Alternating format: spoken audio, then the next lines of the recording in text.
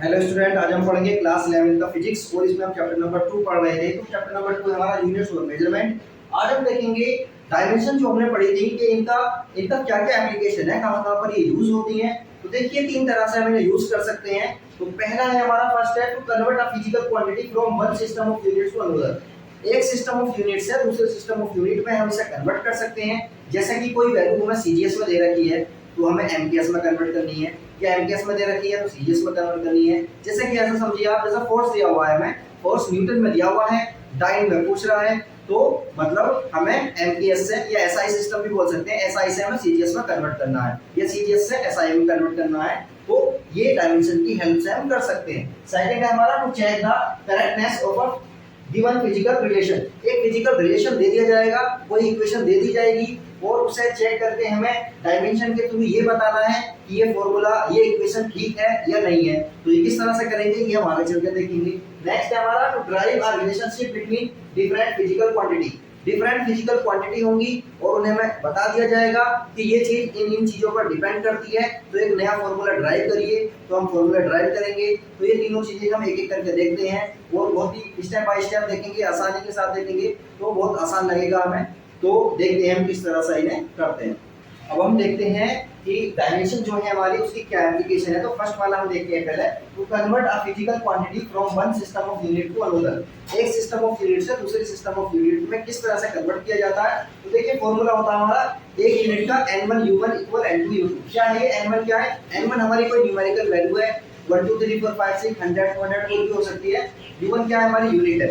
इसी तरह से n2 क्या है, ये दूसरी जो है हमारी दूसरे सिस्टम में न्यूमेरिकल वैल्यू है कोई, और u2 क्या है वो उसकी यूनिट है। इसी तरह से देखिए n1 तो हमारा ऐसे रहेगा। u1 क्या है हमारा, u1 जो है हमारी जो भी यूनिट होगी उसकी हम डायमेंशन को लिख लेंगे।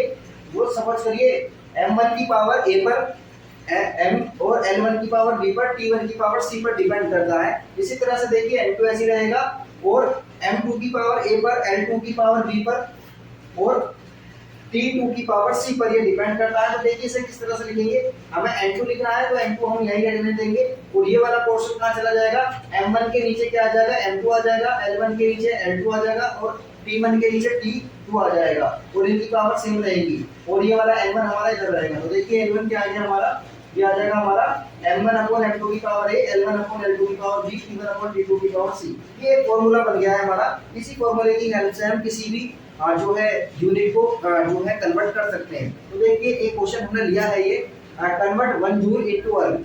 जूल को हमें अर्ग में कन्वर्ट करना है। तो सबसे पहले तो हमें ये पता होना चाहिए जूल और अर्ग ये दोनों क्वांटिटी हमारी किस सिस्टम ऑफ यूनिट में है। तो देखिए जूल जो होता है हमारा, अर्ग सपोज करिए अगर अर्ग समझ में नहीं आता तो जूल हम जानते हैं, जूल जो होता है हमारा वो ऐसा यूनिट होता है। तो हमें पता चल गया जूल से हमें अर्ग में कन्वर्ट करना है, इसका मतलब हमें एसआई से सीजीएस के अंदर जाना है, एसआई से सीजीएस में हमें कन्वर्ट करना है। तो अब हमें ये पता होना चाहिए कि जो है सबसे पहले हम ये काम करेंगे कि ये जूल जो है हमारी किसकी यूनिट है। जूल हमारी जो है एनर्जी की यूनिट है या फिर बोल सकते हैं वर्क डन की यूनिट है। तो वर्क डन का हमें फॉर्मूला पता होना चाहिए, मतलब डायमेंशन फॉर्मूला पता होना चाहिए ml² t की पावर -2। ये इसका डायमेंशनल फॉर्मूला है। तो देखिए इसके अंदर क्या क्या आएगा, m1 देखिए हमें SI से किसमें कन्वर्ट करना, CGS में कन्वर्ट करना है। तो SI मतलब m1 क्या है हमारा SI में है। तो SI में m की वैल्यू कितनी होती है 1 kg 1 किलोग्राम। 1 किलोग्राम को ग्राम में कन्वर्ट करेंगे तो 1000 ग्राम आ जाएगा। और उसी तरह से CGS में ग्राम होता है तो m2 की वैल्यू कितनी आ जाएगी 1 ग्राम आ जाएगी। इसी तरह से यहाँ देखिए SI में जो है 1 मीटर में कितने मीटर सेंटीमीटर होते हैं, 100 सेंटीमीटर होते हैं, ये हमारा सेम रहेगा। इसी तरह से टाइम सेकंड हमारा इसमें भी है और टाइम हमारा सेकंड इसमें भी है, तो टाइम हमारा चेंज नहीं होगा। इसी तरह से अब देखिए फॉर्मूला हमने यही वाला फॉर्मूला जो है, यही वाला फॉर्मूला हमने यहाँ पर लिख लिया है। और अब हम क्या करेंगे, देखिए अब हमें ABC जो है हमारे इसकी वैल्यू नहीं पता, इसकी पावर कितनी होगी नहीं पता।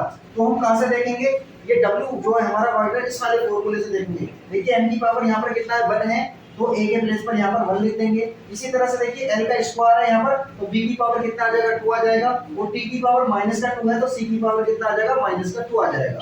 अब देखिए क्या करेंगे हम, m1 के प्लेस पर हम लिखेंगे 1000 1000 लिख दिया और m2 के प्लेस पर लिखेंगे हम 1, तो 1000 अपॉन 1 और इसकी पावर 1 आ जाएगा। इसी तरह से देखिए n के प्लेस पर n1 के प्लेस पर लिखेंगे हम 100 और l2 के प्लेस पर लिखेंगे 1 और इसकी पावर कितना है हमारा 2, ये ऐसे ही आ जाएगा। इसी तरह से देखिए टाइम दोनों में 1 1 है, तो 1 1 और उसकी पावर कितना हो जाएगा -2। अब इसे थोड़ा सा सोल्व करेंगे, हमारा आंसर आ जाएगा।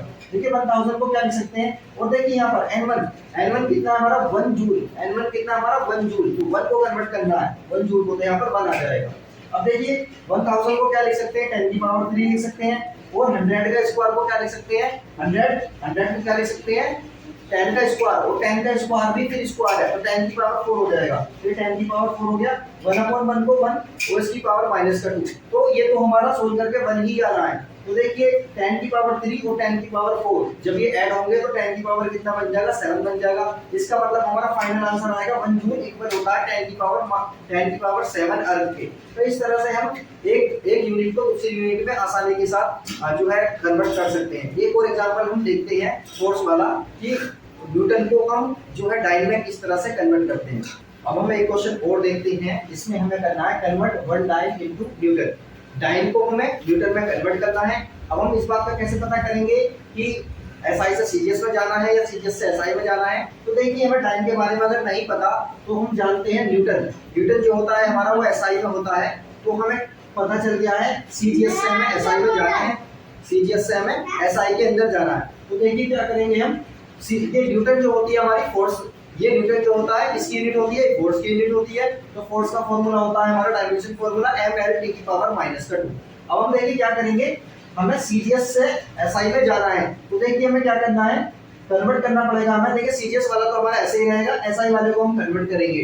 तो सीजीएस में क्या है हमारा m1 हमारा 1 ग्राम रहेगा, एसआई में m2 कितना हो जाएगा 1000 ग्राम हो जाएगा। इसी तरह से देखिए L1 हमारा 1 सेंटीमीटर, L2 हमारा हो जाएगा 100 सेंटीमीटर। इसी तरह से टाइम 1 T1 और T2 हमारे सेकंड में होते हैं, ये हमारे सेम रहेंगे। इसी तरह से हम क्या करेंगे, ये वाला फॉर्मूला लिखेंगे जो कि डायमेंशन वाला फॉर्मूला है। और यहाँ पर हम एक चीज देखेंगे कि देखिए ए बी सी जो पावर थी हमारी, ये पावर हम कहाँ से लेते हैं, उस फॉर्मूले से लेते हैं जिसका वो यूनिट होता है। देखो m की पावर यहाँ पर क्या है 1 है, तो यहाँ पर हमने 1 लिख दिया।